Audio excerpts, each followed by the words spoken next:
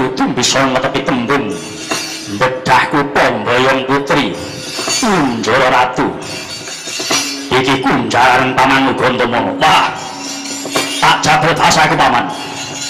Yen pancen ora kena tak iman, pengkene aku bakal tegel karo kowe. Wis dadi anteping Ugantama. Sapa wae kudu bisa ngasorake hitaku. Yen nganti ora bisa teges, ora bisa dadi pengayoman lahir batin tumrap Durpati. Pengene kewujudan penjalukmu dene iki.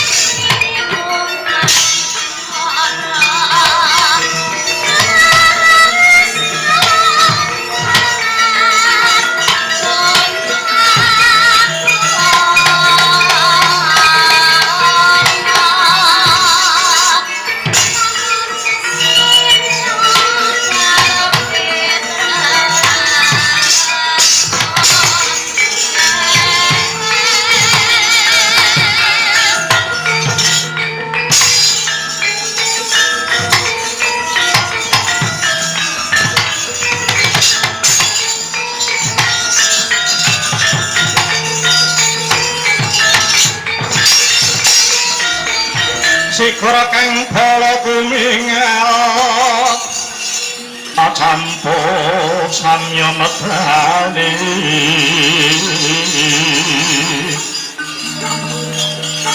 lir kakret wilating kanta sayang manguncang miti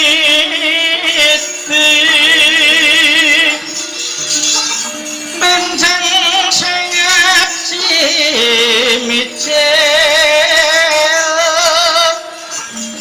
Putra Surawilaga kaya putra singa waragil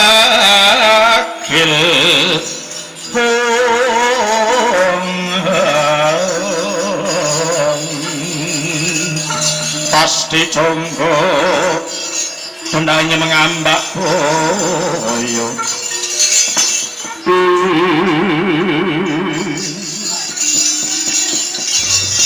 menika paman Harya Sengkuni ingkang sampun mandhap saking Pandhapi Pancala kados pundi pawartosipun anggenipun Yayi Prabu Kurupati hanglamar Dewi Durpadi menapa sampun pikantuk damel kepareng kula cumedhong dawuh paman. Nadyan kula mboten kantun Bung Dursasana cumedhong dawuh lho. Kang putra pun Sindunata cumedhong dawuh. Kula teng putra Kartamarma cumedhong dawuh. Kula teng putra pun Surtayu, kula pun Surtayuda tatangipun kula Swatama. Lelaman. Mboten ati kula kudu gati cumedhong dawuh, Pak. Anak Prabu Basukarna Kang Rayi Kurupati sampun pinanggih kaliyan Prabu Drupada. Ugi sampun hangaturaken wasing gati anggenipun kepengin nglamar Dewi Durpadi. Kakang Perembang Durna ugi amimbu rembak ing sengawit pangangkah ingkang Rayi Kurupati mamrih tanpa sayembara namung bawanipun Gandamana menika gembela rumaos sekti mandraguna mila tan mendha ing pamiluta. Raden Gandamana puguh netepi ing dados panyuwunipun Sinten kemawon kedah anglebeti sayembara. Pramila dinten nika Kang Rayi Kurpati sampun tata-tata rumanti kaprajuritan lenggah wonten sak njawining kalangan sayembara. Kula suwun anak Prabu Ngawangga sampun ngantos negakaken Kang Rayi Kurpati kepareng paduka kersa anglebeti sayembara lumawan Raden Gandamana supados sembada mboyong Dewi Drupadi kagem Kang Rayi Duryudana. Oh iya. Kula namung saken dawuh paman. Jiwa raga kula tombokaken mulih kasembadan sedaya Kurpati. Dursasana Griwulan, kowe saadimu aja kene gawe. Coba urusanmu le mangan kuwi padha karo urusanmu le padu apa ora? Jumbuhna. Uripmu ngayom ana sak ngisoring gendera Ngastina, kowe mangan wulu pemetu Ngastina, mula buktekno sepira setiamu marang kakangmu lan ratu Gustimu. Iye. Wis tak dawuh. Gandeng sedaya sampeyan dawuh mbuktekne kasetene dhateng Kakang Kurpati lan kasetyane, kula suwun paman ya kudu mleboni sayembara. Nggih. Mang buktekne tenan anak sampeyan iki sepinten anggenipun paman nggadahi tekad mujudaken kersanipun Kakang Kurpati anggenipun kepengin mboyong Drupadi. Mula pati engko kudu perang iki. Yen ora perang kebangetan uripe. Kosek ta. Nek aku wis gelem perangi, ngapa gunane perintah kaya dapurmu barang kuwi? Halo tak jangkah dhewe rampung kok le. Ning mengko aku dikira pamer, ya ta? Mongko nalika aku diajar Gandamana mbiyen aku iki jane ora kalah ning ngalah aku iki. Mergo aku iki pekewuh karo gurune ya Sawarga Sinuwun Pandhu. Yang aku ngalahke Gandamana apa ora gurune belani wong muridé kalah mesti gurune ya isin ta. Ning aku sabar kok le. Mula dadi elek wujudku ya ben bakune watakku watake ya elek kek. Gandamana ku mung jumbuhke. Watak ora bejaji nek dipamerke anak-anake. Menawi katen paman monggo. Enggal-enggalane ketipapan sayembara. Kula kepengin muningane menggah sepinten kekiyatanipun Gandamana paman. Inggih nggih monggo. Ayo nggih anakku Kurawa enggal tata-tata sing do duwe cekelan do diwatek dhewe-dhewe. Karepen bisa mimbu santosan ing ragamu.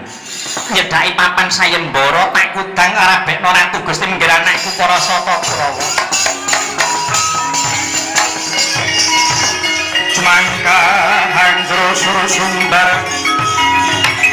linggu bumi tunjing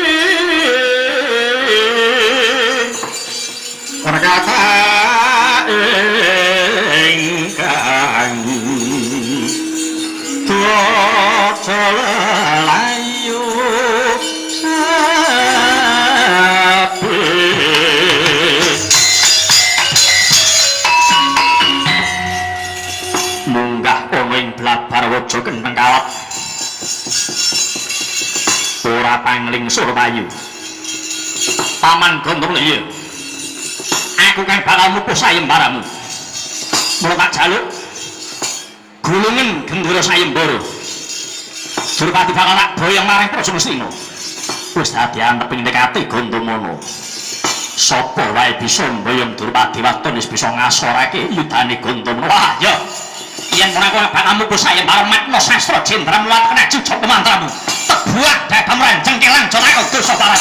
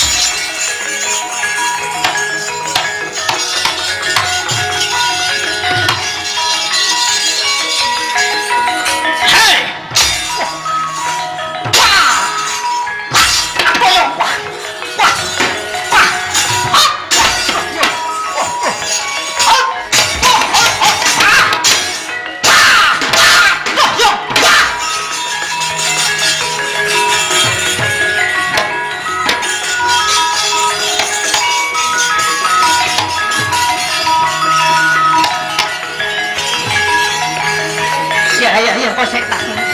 Ya maju kok sik. Ayo maju. Kok sik tak. Aku kalah sik tak.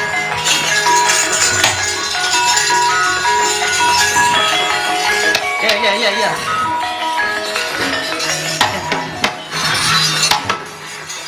Mahaku. Jangan ganggu. Ya dah.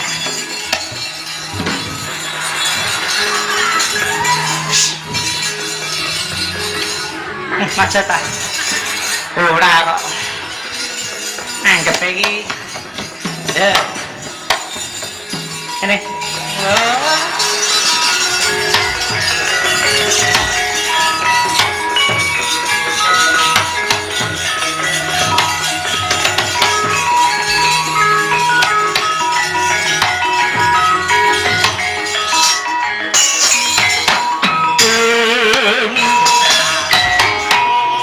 Mundur kabeh. Para kula cukup aja padha ngajeni. Malah sayembarane tangan ngono. Sawangan iki ora kok ngawong kok Prabu Basukarna. Sing bakal ngarampung sayembaranmu.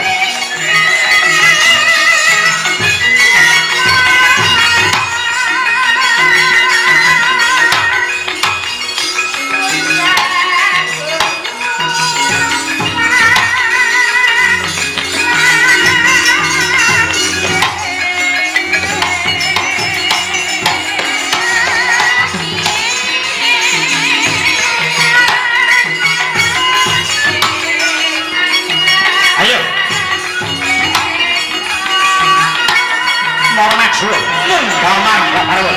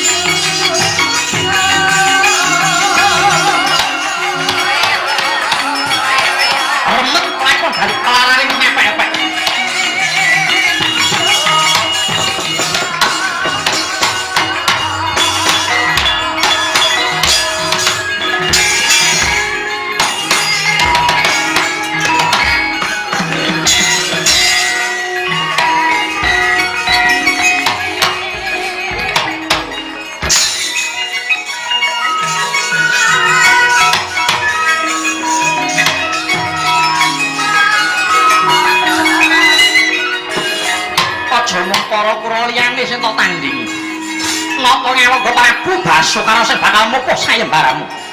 Durung tau krungu kondange Narpati Ngawangga. Nata wangun Prabu Basukarna tau taton bedah kutha Mbayangkurit mung sepira.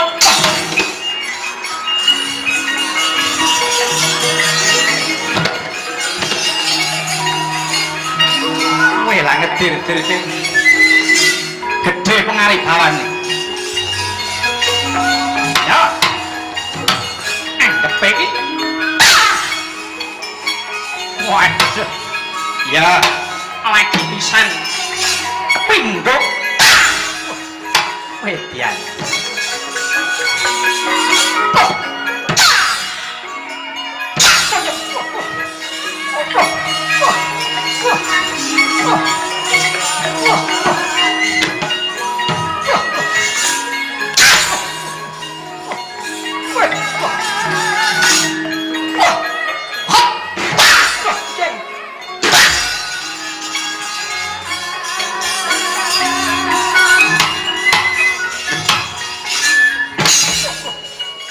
wah, ya, iki curiga tanggalmu. Borok petengmu kowe.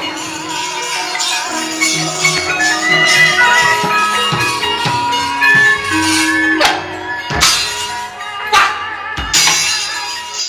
Hot hot go. Wah.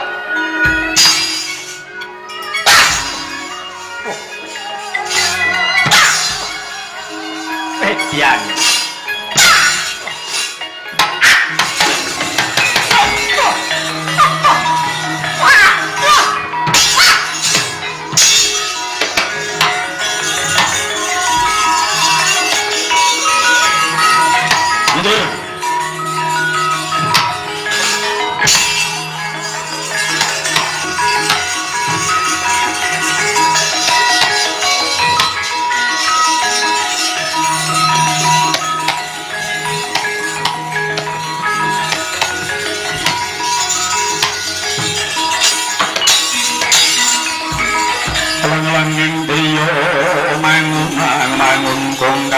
narimang pelurleno tanpa kanin Kurupati sira tak kudang dadi satriya kang utama ayo kowe kudu bisa netepi tembung bedahku Pambayang Putri Kunjara Ratu iki kunjaran pamanmu Gandamana wah tak jatuh tasaku paman yen pancen ora kena tak iman ing kene aku bakal tegel karo kowe wis dadi anteping Gandamana sapa wae kudu bisa ngasorake yudaku yen nganti ora bisa teges ora bisa dadi pengayoman lahir batin tumrap Drupadi ing kene kewujudan penjalukmu dina iki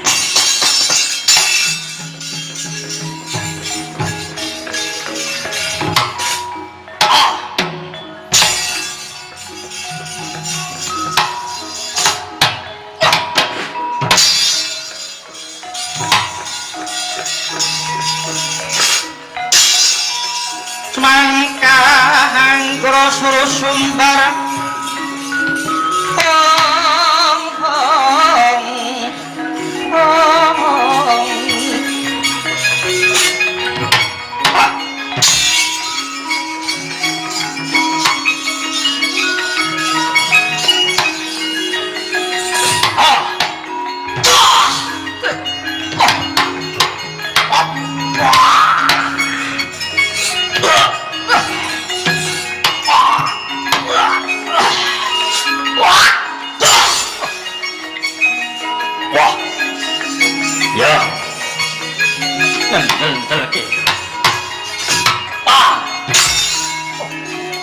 ayo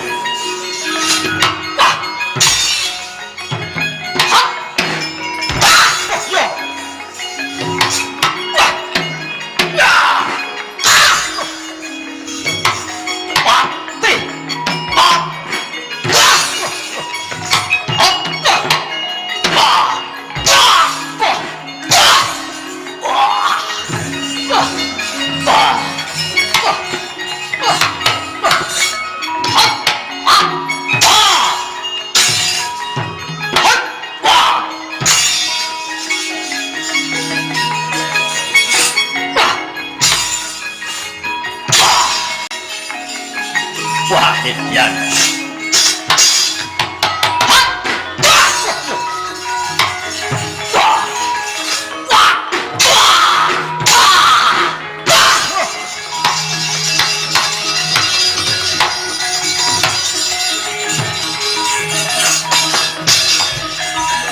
Kurupati ora bisa timbang kesuwen nyepet meripat tanpa wajib Bandung Bondowoso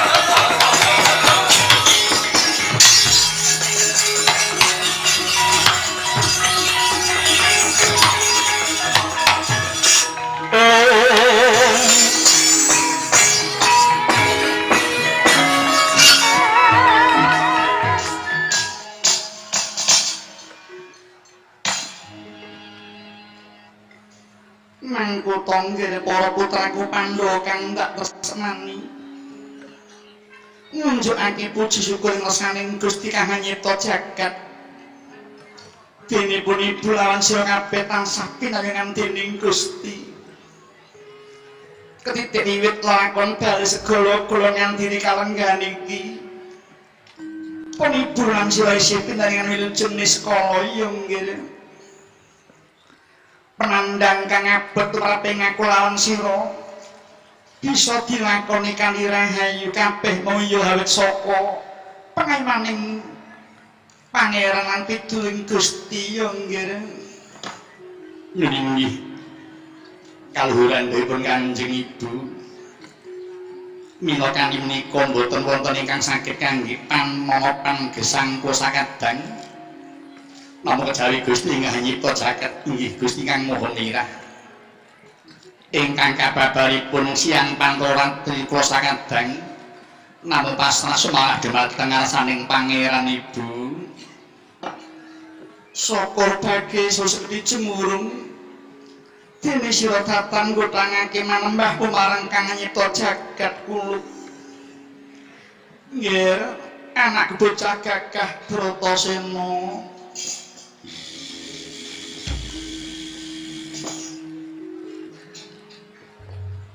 Ana apa kundi buku? Sawise sira dhawuh kelawan Bathari Naga gini awit dawuh saka pukulun Bathara Antaboga sira kadhawan tetep mapan ning kayuwangan Sabta Pertama kemang apa teka sira mopo kulub upama sira gelem jemondhok ning Sabta Pertama peniburan sira sakadang ora bakal kedaran-daran urip kaya mengkene jalaran ibu lan kadang-kadang padha melu nempel katrima ning uripmu ya nggih Bratasena. Kundi buku kang tak peteni mulane aku mau condo ning Sabta Pertama jalaran ngrasaku durung gelem diajak mukti. Bratasena kaplalah mati bareng karo babuku lan dulur-dulurku tinimbang aku mukti merga saka melu bojo. Kasunyatane kelabuhanku isih dibutuhke Dribrayan. Buktine aku bisa nglabi wong negara Kacakra kanthi mateni Prabu Baka Ratu Buta kang arep mangsa menungsa. Bener apa kang dadi aturmu kula Kodara kanthi bisa mateni Prabu Baka mau tegese sira kulub wis bisa merdikake uriping para kawasak Kacakra Bratasena. Tasaning Pangeran Panjenengan aku mung dadi lantaran kundi buku. Kula nuwun Kanjeng Ibu semanten ugipun permati kanthi kula ngupaya boga kangge adhi kula kembar pranyata kula saged damel atut anggenipun jejodhoan Resi Sagotra kaliyan semahipun ingkang sawit boten saged atut Ibu. Kepala nyata permati pun ibu gonokseni bab aturmu kuwi sabanjure nggir anakku Pandhawa pun ibu kepengin ngudang marang sira kabeh kajaba tekun pangibadahmu kuwi banget wigati lan aja nganti ditinggal ning uga sing kirana watak Durgama Dursila Durjana Durna lan kaping 5 yaiku Durcara ya nggih. Kados pundi werdinipun lan babaranipun cemadhong dawuh Ibu. Durgama kuwi tegese ora antepan miyur tekate lan sangga lunggi. Ngerti ya nggih. Watak ora antepan iku mbebayani kepasengi tunggak madoh. Arep mati diurip-urip bareng urip malah mbilaeni. Wong kang miyur tekate mau padatan gampang dikrenahkan dibujuk manis manwara ya nggih. Nggih. Kaping pindho yaiku Dursila kang tegese wong kang ala bebudene. Sekabehing larangane agama padha ditindakake. Tundhane wong mau datang dalabuh kebengan utawa gondelan ya nggih. Ora neh yen urip pesasat aji godho Jatyaking ya kuluk. Inggih Ibu. Kang kaping 3 yaiku Durjana. Tegese watake seneng colong jupuk. Kaping 4 Durnala. Yaiku terbi watak sai drengki. Seneng adu-adu tata mbak cucukan. Inggih. Dening Wekasan kaping 5 yaiku Durcara. Tegese kulina ngumbar janji nanging nyulayani ya nggih. Limang perkara mau sila bisa nyingkiri. Lan bisa nyingkiri yekti bakal tinuntun uripmu dening kang hanggelar jagat ya kuluk. Inggih. Kawulan dipun Kanjeng Ibu pundi? Para anak-anakku padha tak kudang. Tansah ngagem marang hamba limang perkara ya kang sinebut Pancawarga kuluk. Apa sing dikarepake Pancawarga pundi Ibuku? Pancawarga iku dalan kang hanjuk marang kautaman Bratasena. Yaiku widagda, wicaksana, wibawa, wiraga lan wibisana Bratasena. Kuwi apa kang dadi werdine Prabu pundi? Widagda witegesi sembada bangkit ngintasi karya. Bebasan bisa nggelar uga bisa nggulung. Banjur wicaksana yaiku tabri ngungak kahanan mulut ing nalare. Bisa nimbang bener lawan luput. Setengah ora tumpang suh lamun nibake sakabeng karampungan. Ora milik gendong lali ya nggih. Dene wibawa yaiku darbedaya pangaribawa. Lakune kudu sabar, sugih pangapura, kang sarta ngajeni marang penuling liyan. Sabanjure wiraga yaiku ngurkepiraing tata krama, tansah gawe semseming liyan lan bisa manjing ajur-ajare kuluk. Iya. Ingkang pungkasan yaiku Wibisana. Tegese labi marang bebener. Nadyan kadangi pisan yen luput kudu dipidana ingkang satimbang kelawan dosa luputane. Wong kang Wibisana yaiku watake legawa. Seneng ngudi marang jayaning kautaman ya nggih. Inggih Kanjeng Ibu. Mugi-mugi para putra saged angrasuk dhumateng hamba Pancawarga punika wau Kanjeng Ibu. Waton ngagem paugeran teteken-tekun mesti tekan gegayuhanmu nggih anak-anakku Pandhawa. Dadi akor-akor miturut manut semangat mring Gusti. Dene sing yang utama, Apa kaya mangkono? Nedhengi imbal pangandika nenggih sang ratu Kunti dalih para putra Pandhawa. Prataning sing abiyasa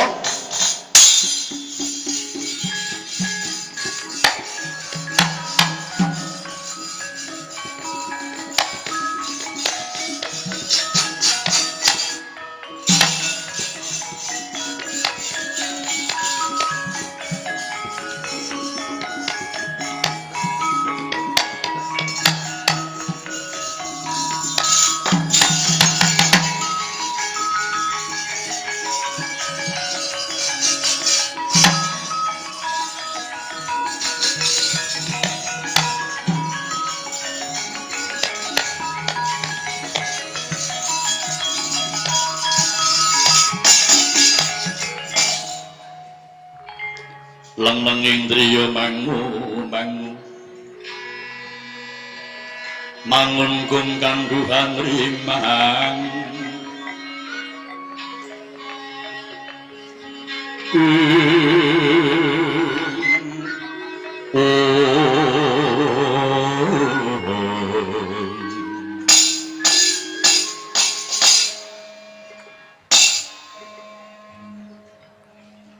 nuwun Rama Penemban abiyasa sarawa paduka wonten ing padepokan Manahilan.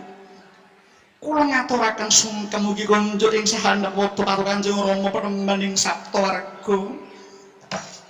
Nadyan kula sakadang ugi ngaturaken pangabekti kunjuk dhateng Kangjeng Hyang ing Saptawarga. Iya Nini Kunti tali Brata apa dene sira Puntadewa Bratasena pernah dilawan gambar. Ingsun tampa ing lega tyasing sun saka Nini Kunti kabeh wayahku Pandhawa. Penemban ketika sepang para paduka rampun mban kepareng Kunti saha para wayah cumadong dawuh Rama. Iya nggih.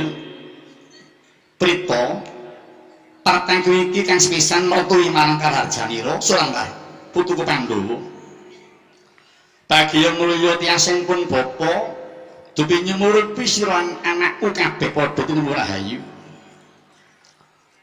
Pun bapa melu kajunjung asmaku jalaran akeh pawarta kang tak tampa menawa sira kunjang Pandhawa jroning nindakake lakon kang sira sandhang katon oleh padha ikhlas kang linambah rasa ikhlas mau mahanani ora ing sabet penandangmu Kunti.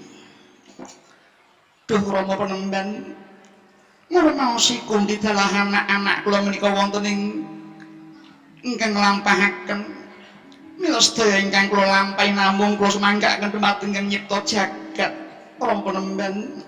Iya kanthi tekun lan kandeling panembahmu marang Pangeran ora ngokal menawa sira saat najam kabeh padha jinangkung dening Kang gelar jagat nini ngaturaken ing penuhun Rama Penemban. Mligi kanggo putuku Pandhawa sethithik pitungkasipun kangge marang sira aja kok dilalekke ya nggih. Inggih kados pundi kang wayah Pandhawa cumadong dawuh Kangjeng Hyang. Ngene nggih Punta lan Adina kabeh.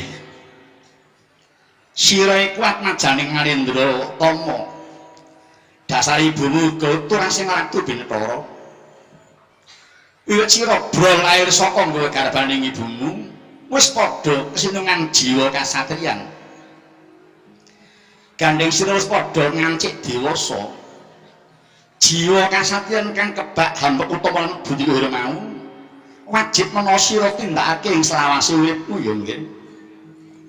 Dene kang kababari sepisan tansah rumeksa marang karharjaning bumi kelahiranmu. Kaping dwi tansah ngayomana marang para kang padha manembah ing lesaning Pangeran Kahanyipta jagat. Kaping 3 kudu tresna mring bangsa asih marang para kawula dasih. Kaping 4 tansah duhing janji uga angandhemi marang sabda kang wis wedhar. Geneping kaping 5 yaiku kudu tansah tunduk dundur kanthi dasar adil. Yen to 5 perkara daramaning kasatan mau sih kasaya marang putuku Pandhawa ing kono sira lagi sebut sajatining satriya ya nggih. Nunggih Kangjeng Hyang ingkang wayah Pandhawa nyuwun pangestu mugi-mugi mboten luntur jiwaning kasatriyan kula sakadang Kangjeng Hyang. Iya pone yang tansah paring pangestu marang sira sakadang nggih Puntadewa. Kajaba saka iku pone yang wis pirsa menawa putuku Bratasena wis kasembadan Palakrama mantuk Bathari Naga Geni atmajane pukulun Bathara Antabuka nalika lakon bali segala-gala. Gandeng Bratasena wis Palakrama mula murih adile anakmu mbarep Puntadewa kudu enggal nglakoni Palakrama Kunti. Rama Penemban menika jundha saat kaliyan batos kula. Pilih anak kula Punta tumuli enggal Palakrama Penemban. Bedelen dadaku batinku gemeng ngono. Bratasena kaselak kepengin barep kanggo ngomong wanita. Kepriye nggih Puntadewa? Apa sira keduga minangkani pamrudi Kang Hyang Saptawarga mau kula? Duh Kangjeng Hyang saha Kanjeng Ibu sesembahan kula. Menawi naos kula sampun pantes ngembat watang ing sakngiring turangga. Kula namung nderek dawuhipun Kanjeng Hyang saha Kanjeng Ibu. Dasaripun gesang kula sampun ngantos dipunregeti ukara ingkang mukarta dhumateng dahipun Purwunden. Syukur bagi sewu nggih. Dinuripmu sira kebaki marang tata krama ketitik putuku Puntadewa tansah bekti marang pundhenmu Kaki. Lekasmu iku dadi tapa tuladha marang para mudha liyane kang wektu iki lagi mingset budayane ya nggih. Matur nuwun Kangjeng Hyang. Kula nyuwun dawuh Rama, lajeng wanudya pundi ingkang pantes minangka jadukraminipun kewayah Puntadewa Penemban. Sumurupa Kunti, waktu iki negara Pancaradya ana sayembara. Isining sayembara, sapa ingkang bangkit ngasorake kasektening Radyan Gandamana, ing kono bakal kadhawake antuk Dewi Drupadi atmajane Prabu Drupada. Mara coba putuku Pandhawa padha mupa sayembara mau. Sapa ngerti menawa ing kono dadi marganing Punta nggon bakal palakrama Kunti. Ana indriya mangu kang kandhuman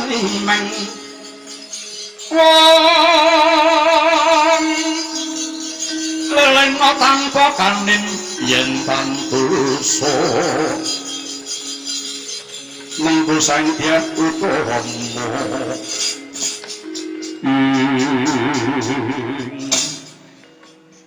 abiyasa kakek kula dadi Kunti ibuku pangrasaku ora susambar kanggo kang mutus sayembara perang Bratasena ingkang saguh Ayakardi. Kangjeng Ibu saha Kangjeng Hyang kula maos bombong manah kula dadi Kakang Mas Dina kelang ban badhe nindakaken kardi ora semenika satunggiling margi tumrap permadi anggen kula badhe ngaturaken bekti dhumateng kadang kula werga Kakang Mas Puntadewa ingkang menika pun permadi piyambak ingkang saged mupu sayembaripun Paman Gandamana Kangjeng Hyang. Ya ana kene iki bisa mbombong rasaku. Hamardawa yuswaku bareng kono yang mirengake marang kabeh kesaguhaning sira Bratasena lan sira Permadi. Gandeng kabeh wis padha saged mupu sayembara. Murih adile prayogane putuku Pandhawa kabeh padha budal. Mengko ana Pancala Raden Gandamana arep milih tetandingan karo sapa padha ladenana. Yen aja nganti kawis tarani menawa sira iku Pandhawa. Luwih prayoga yen to sira padha namur kawuwa. Kanthi membo satataning Brahmana utawa pendhita. Awit yen Gandamana ngerti Puntadewa ingkang nglamar Drupadi, ndak kira dheweke mesti gegancangan ngurungake sayembarane. Jalaran Gandamana kae menungsa ingkang watake lumuh keputangan budi. Tur dasare uga seswani wong tuamu Pandu ya nggih. Muni nggih kisaken dawuh Kanjeng Hyang. Gandeng sampun trawaca dawuhipun Kanjeng Hyang. Eyang saha Ibu kula nyuwun pangestu saha nyuwun pamit. Tumuli beda mupu sayembara dhateng Pancala. Aku uga dalem pamit Yang Abiyasa Kunti ibuku. Kula inggih nyuwun pangestu Kanjeng Hyang saha Kanjeng Ibu. Kula mboten kantun kula badhe nderek Kanjeng Hyang saha Kanjeng Ibu. Iya nggih anakku Pandhawa. Tan kendhat pun ibu tansah maos donga suci kunjuk ngersaning pangeran. Muga entuk gawe lakemulan bisa bali marang manahilan kang rahayu ya Pulut. Jaya wijaya jayanti kanggo putuku Pandhawa. Muga Gusti Kang nyipta jagat tansah anyung marang kang dadi langkungmu. Satemah putuku Pandhawa unggul jurite lan kesempatan Wayang Drupadi saka Pancaprateng manahilan ya nggih. Sikra kang para tuminga